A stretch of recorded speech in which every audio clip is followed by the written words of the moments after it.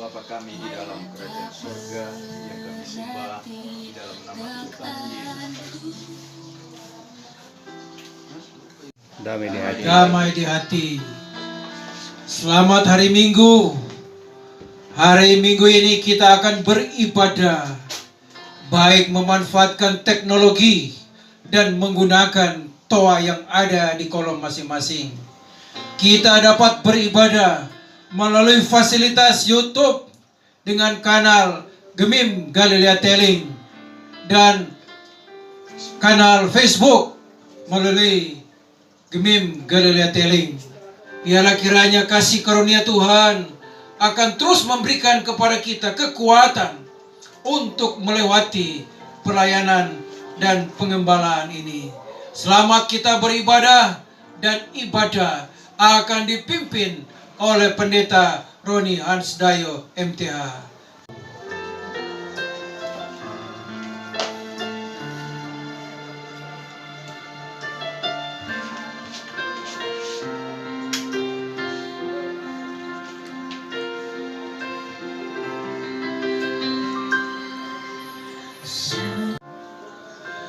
Berdiam di dalam rumahmu, satu hal yang ku pinta, menikmati baik-Mu Tuhan, semua kemurahan-Mu.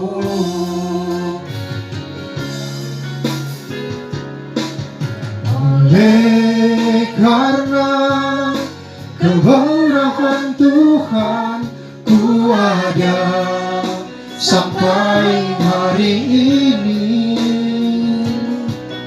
Oleh karena ku akan selalu bersyukur kepadamu, Yesus Tuhanku, yang menanggung semua dosaku. Karena kasih-Mu yang besar membuat hatiku tentram.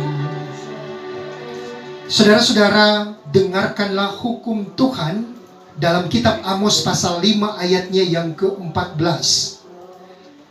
Kita sambut dengan pujian NKB nomor 129, Indah Mulia Bahagia Penuh.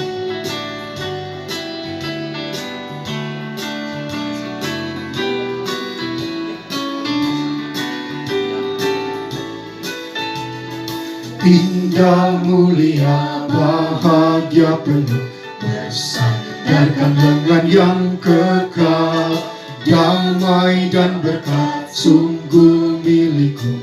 Bersandarkan lengan yang kekal, aman, aman dari bencana dan sesal, aman, aman bersandarkan lengan yang kekal. Baca bagian Alkitab ini dalam perikop doa Nehemia bagi orang Israel. Nehemia pasal 1 ayat 1 sampai ayatnya yang ke-11. Ketika ku dengar berita ini, duduklah aku menangis dan berkabung selama beberapa hari. Amin. Puji Tuhan. Saudara-saudara, bagian firman Tuhan menuntun kita saat ini, dan kita boleh belajar dari kebenaran firman saat ini. Terlebih, saya rindu melihat apa yang dilakukan oleh seorang yang bernama Nehemia ketika dia mendapat kabar dari saudara-saudaranya, dari orang dari Yehuda, tentang orang-orang Yahudi yang ada di Yerusalem. Saudara, mari kita lihat ada banyak hal yang perlu kita renungkan dan menjadi pesan firman dalam kehidupan kita semua. Pertama, kita melihat di sini Saya mulai dari ayatnya yang keempat.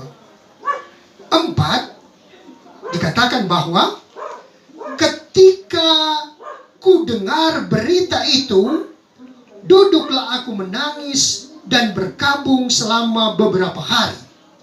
Saudara-saudara yang dikasihi Tuhan, ini hal pertama yang perlu kita lihat. Bagaimana Nehemia yang punya kepekaan, bagaimana dia yang punya rasa simpati terhadap saudara-saudaranya yang berada di Yerusalem. Kendati kalau kita perhatikan di beberapa ayat sebelumnya, kita lihat bahwa Nehemia itu berada di Puri Susan. Puri Susan adalah tempat di mana raja beristirahat. Dan kalau tempat raja beristirahat, di situ adalah tempat yang paling aman dan tempat yang paling nyaman. Dan juga karena Nehemia adalah seorang juru minum raja, maka dimanapun raja berada, dia berada di situ. Apalagi kalau raja sementara ada di tempat di mana dia harus beristirahat. Dalam hal ini di Puri Susan. Dia berada di tempat yang aman, nyaman, tempat yang terbaik. Karena dia juga bersama dengan raja. Tapi saudara, ketika dia mendengar kabar, ya, kalau kita melihat di ayatnya yang ketiga, kata mereka kepadaku, orang-orang yang masih tinggal di daerah sana, yang terhindar dari penawanan, ada dalam kesukaran besar dan dalam keadaan tercela. Tembok Yerusalem telah terbongkar dan pintu-pintu gerbangnya telah terbakar. Saudara, berita ini sangat-sangat membuat Nehemia ini tersentuh.